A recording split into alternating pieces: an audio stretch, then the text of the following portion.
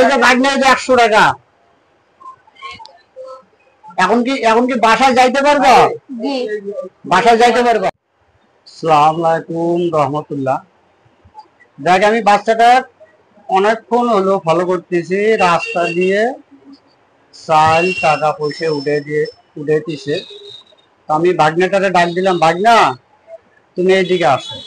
তো ভাগ্নেটা আমার কাছে চলে এলো। ওনার ক্লাসের এক ইতিম ছাত্র মারা গেছে, তার জন্য চাল ডাল টাকা পয়সা যাই যেমনে দেয় এমনি উঠে দিছে। ভাগ্নাটারে ডাক দিলাম, ডাক দিয়ে একটু দোকানে আমি বসাইলাম। দেখ, ভাগ্নাটার সাথে আমি একটু কথা বলি। হ্যাঁ ভাগ্না, জি তুমি যে চাল ডাল উঠে দিছো, এটা কিসের জন্য উঠে দিছো? মিলাতের জন্য। মিলাতের জন্য? কি মিলাতের জন্য ভাগ্না? একটা বাবু ক্যান্সার রোগে মারা গেছিল, তো তার জন্য। একটা বাবু ক্যান্সার রোগে মারা গেছে, তার জন্য চাল ডাল উঠে দিছো? হ্যাঁ। যে বাবু ক্যান্সার রোগে মারা গেছে তোমাগর ক্লাসের ছাত্র? জি ক্লাসের ছাত্র। ক্লাসের ছাত্র মারা গেছে, ইতিম ছেলে ক্যান্সার রোগে মারা গেছে, তার জন্য আর এক স্টুডেন্ট বাড়াইছে চাল ডাল উঠানোর জন্য। এই যে চাল পাইছে মোটামুটি একটু ভালোই, এই যে চাল পাইছে। এই যে চাল পাইছে, যাই যেমনে পারে টাকা পয়সা, যে টাকা পয়সা যেমনে পারে এমনি 5 টাকা 10 টাকা দিয়ে সাহায্য করতেছে ছেলেটার। যে বাবুটা ক্যান্সার রোগে মারা গেছে, ওনার কোনো আব্বা মা নাই? যে বাবু ক্যান্সার রোগে মারা গেছে ওনার কোনো আব্বা মা নাই? ওনার আব্বা মা নাই। এখানে কোন স্কুলে পড়তো? আপন পাঠশালা। আপন পাঠশালা? এটা কোন জায়গায়? এটা কোন জায়গায় আপন পাঠশালাটা? রামপুরা পশ্চিম পাড়া। রামপুরা পশ্চিম পাড়া। পশ্চিম পাড়া। ওটা কি স্কুল না মাদ্রাসা? স্কুল। স্কুল। স্কুলে পড়তো ইতিম ছেলে, ক্যান্সার রোগে মারা গেছে। ক্যান্সার রোগে মারা যাওয়াতে স্কুলের ছাত্ররা সব মিলাইয়া চাল ডাল টাকা পয়সা উঠে দিছে তার মিলাতের জন্য। মিলাতের জন্য টাকা পয়সা উঠে দিছে। তাহলে এই টাকা পয়সা নিয়ে যা তুমি চাল ডাল নিয়ে যা কারে দিবা? মুরব্বিরে। স্কুলের মাস্টার। স্কুলের মাস্টার নিয়ে যা দিবা? কারে দিবা? মুরব্বিরে। যে পাঠাইছে সেই মুরব্বিরে দিবেন। এটা কি সত্যি না এটা ভুয়া? এটা না সত্যি। সত্যি ক্যান্সার রোগে মারা গেছে। উনি যে ক্যান্সার রোগে মারা গেছে, যে ছাত্র, সে ছাত্র তোমার কি হয় না? এক লগে বড়ে থাকতাম। এক লগে বড়ে থাকতাম। ঘরে থাকতাম? বড়ে থাকতাম।